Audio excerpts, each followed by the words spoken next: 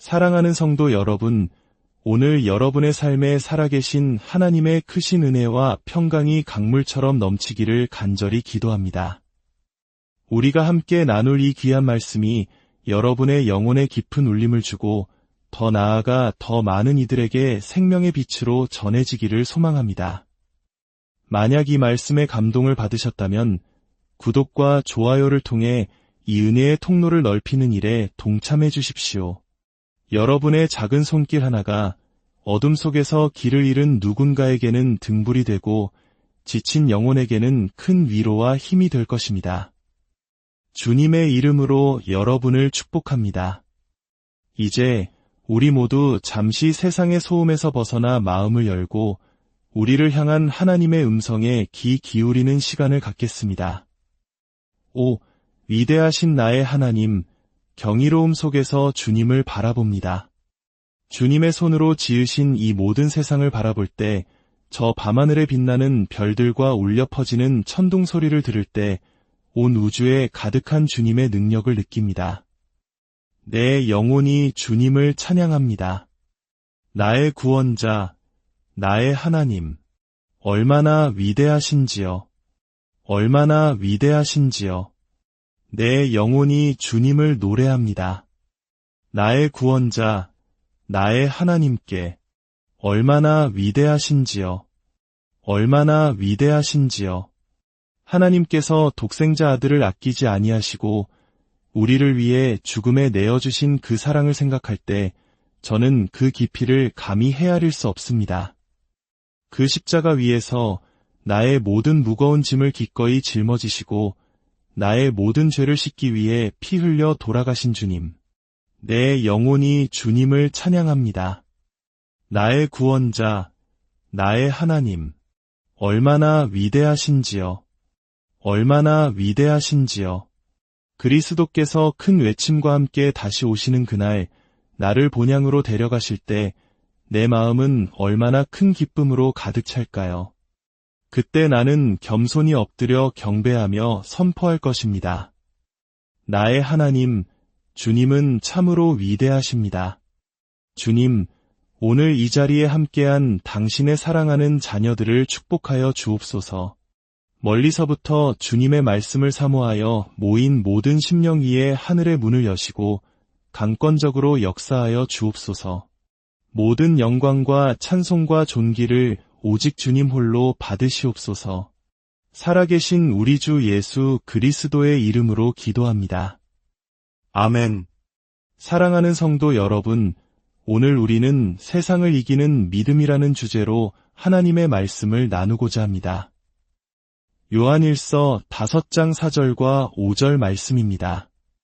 무릇 하나님께로부터 난 자마다 세상을 이기느니라. 세상을 이기는 승리는 이것이니 우리의 믿음이니라.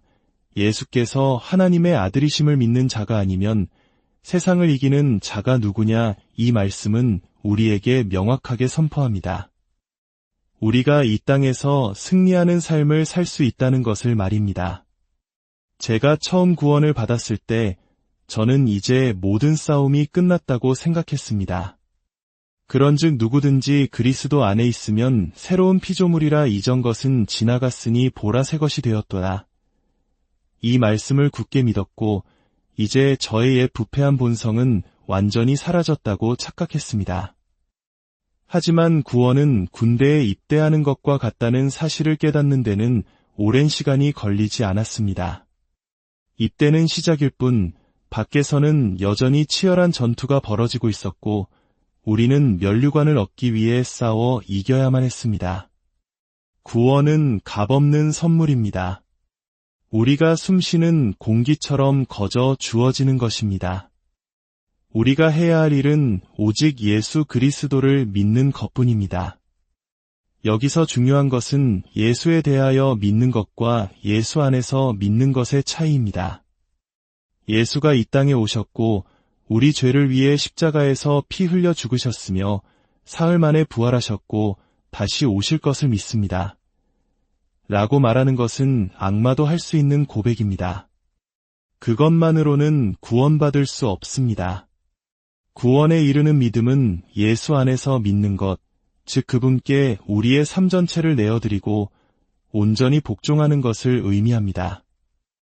여러분의 영혼을 지켜줄 수 있는 유일한 분은 오직 하나님 한 분뿐이시기 때문입니다. 일단 우리가 구원받아 하나님의 군대에 입대하면 그때부터 진짜 전투가 시작됩니다. 육신과의 싸움에서 승리하지 못하고 겨우 턱걸이로 천국에 들어가는 삶을 살 수도 있습니다. 하지만 우리는 전투에서 반드시 승리해야 합니다. 우리의 가장 큰 적은 사탄이 아닙니다. 바로 우리 안에 있는 자아, 즉 육신입니다. 사탄을 대적하는 방법은 비교적 간단합니다. 성경은 마귀를 대적하라 그리하면 너희를 피하리라고 말씀합니다. 예수님께서 광야에서 사탄의 시험을 받으셨을 때 기록되었으되라는 말씀의 검으로 물리치셨습니다. 사탄은 우리의 경험이나 간증으로 이길 수 있는 상대가 아닙니다. 오직 선포되는 하나님의 말씀 앞에서만 무릎 꿇습니다. 하지만 성경은 육신을 대적하라고 말하지 않습니다. 십자가에 못 박으라고 명령합니다. 우리의 육신은 저항한다고 해서 어디론가 사라지지 않습니다. 날마다 십자가 앞에서 철저히 죽여야만 합니다. 오늘날 많은 사람들이 성경의 권위를 의심하고 심지어 성경을 의문시하는 시대에 우리는 살고 있습니다. 제가 50년 넘게 사역하면서 이런 이야기를 들을 것이라고는 상상도 못했습니다. 그래서 저는 오늘 여러분의 믿음의 기초를 굳건히 세워줄 몇 가지 사실을 나누고 싶습니다. 성경은 기적 그 자체입니다. 왜냐하면 성경은 단순히 저자의 생각을 담아놓은 책이 아니라 예수 그리스도라는 인격 그 자체를 담고 있기 때문입니다. 여러분이 성경을 펼칠 때 여러분은 하나님의 아들의 얼굴을 직접 마주하게 되는 것입니다. 그리고 그분은 여러분에게 말씀하시기 시작하며 여러분의 삶을 변화시키십니다. 생각해 보십시오. 성경은 66권의 책으로 이루어진 하나의 도서관입니다. 약 1600년이라는 긴 세월에 걸쳐 서로 다른 시대와 장소에서 살았던 40여 명의 저자들이 기록했습니다. 그들 대부분은 서로 만난 적도 알지도 못하는 사이였습니다. 그런데도 66권의 책은 놀랍게도 단 하나의 메시지를 일관되게 전하고 있습니다. 바로 메시아를 통한 구원입니다. 이것이 어떻게 가능하겠습니까? 만약 오늘날 2명의 목사님이 믿음이라는 같은 주제로 책을 쓰기로 약속한다 해도 결코 같은 내용의 책이 나오지 않을 것입니다. 하물며 1600년의 시차를 두고 서로 다른 사람들이 쓴 책이 하나의 통일된 메시지를 갖는다는 것은 인간의 능력으로는 절대 불가능한 일입니다. 하나님께서는 성경이 당신의 말씀이라는 놀라운 증거를 우리에게 주셨는데 그것이 바로 성취된 예언입니다. 세상의 어떤 종교 경전에도 성경과 같이 구체적이고 상세한 예언은 존재하지 않습니다. 성경에는 약 2,500개의 예언이 기록되어 있으며 그중 2,000개 이상이 역사 속에서 세밀하게 성취되었습니다. 오직 하나님만이 하실 수 있는 일입니다. 특히 예수 그리스도의 초림에 관한 332개의 예언이 그분의 탄생, 사역, 죽음, 부활, 그리고 승천에 이르기까지 정확하게 성취된 것은 성경이 하나님의 말씀임을 증명하는 강력한 증거입니다. 우리는 위대한 기적의 책, 성경을 선물로 받았습니다. 하나님께서 우리에게 영생이라는 놀라운 선물을 주셨습니다. 이는 마치 최고급 자동차를 선물 받은 것과 같습니다. 하지만 연료가 없다면 그 차는 한 발짝도 나아갈 수 없습니다. 우리 영혼의 연료가 되는 것이 바로 하나님의 말씀, 성경입니다. 하나님은 우리에게 생명이라는 선물을 주셨지만 그 생명을 살아 움직이게 할 연료, 즉 말씀은 우리가 직접 채워야 합니다. 혹시 성경이 지루하다고 생각해서 등한시했던 분이 계시다면 오늘 이 말씀을 통해 주님의 책망을 받으시길 바랍니다. 성경은 결코 지루한 책이 아닙니다. 히브리서 4장은 하나님의 말씀이 우리의 생각과 마음의 의도를 분별한다고 말합니다. 다른 책들은 저자의 생각을 우리에게 보여주지만 성경을 읽을 때 하나님은 우리 자신이 누구인지를 보여주십니다. 그리고 단지 우리의 문제를 드러내는 것에서 그치지 않고 그것을 해결할 방법까지 제시해 주십니다. 성경은 이처럼 놀라운 보물입니다. 우리는 이 육신과의 싸움에서 반드시 이겨야 합니다. 다른 선택은 없습니다. 고린도후서 2장 14절은 항상 우리를 그리스도 안에서 이기게 하시고 라고 말씀합니다. 우리의 승리는 그리스도 안에서만 가능합니다. 그리스도 밖에서는 불가능합니다. 주님 없이 세상과 육신을 이기려는 시도는 마치 작은 주머니 칼로 알래스카의 거대한 숲을 베어내려는 것과 같이 어리석고 불가능한 일입니다. 기독교인의 삶은 전쟁입니다. 우리는 이 사실을 빨리 깨달아야 합니다. 그리고 오직 그분의 말씀을 통해서만 그분과 연합할 수 있습니다. 그분의 말씀이 곧 그분 자신이기 때문입니다. 미국의 노예 해방을 위해 싸웠던 프레더릭 더글러스라는 위대한 인물이 있습니다. 한 번은 그가 설교 중에 깊은 슬픔에 잠겨 이렇게 말했다고 합니다. 정부도 우리를 반대하고 사람들도 우리를 반대하고 시대의 정신도 우리를 반대합니다. 아무런 희망이 보이지 않습니다. 그때 회중석에 앉아있던 한 노부인이 일어나 외쳤습니다. 프레더릭, 하나님이 돌아가셨나요? 그렇습니다. 모든 것이 우리를 반대하는 것처럼 보일 때 우리가 하나님을 그 상황 속으로 모셔드리면 모든 것이 달라집니다. 주님께서 나타나실 때 우리는 싸움에서 이기고 전투에서 승리할 것입니다. 요한일서 4장 4절은 이렇게 말씀합니다. 자녀들아 너희는 하나님께 속하였고 또 그들을 이기었나니 이는 너희 안에 계신 이가 세상에 있는 자보다 크심이라. 여러분이 지금 육신과 싸우고 있다는 사실 자체가 여러분 안에서 성령께서 일하고 계시다는 증거입니다.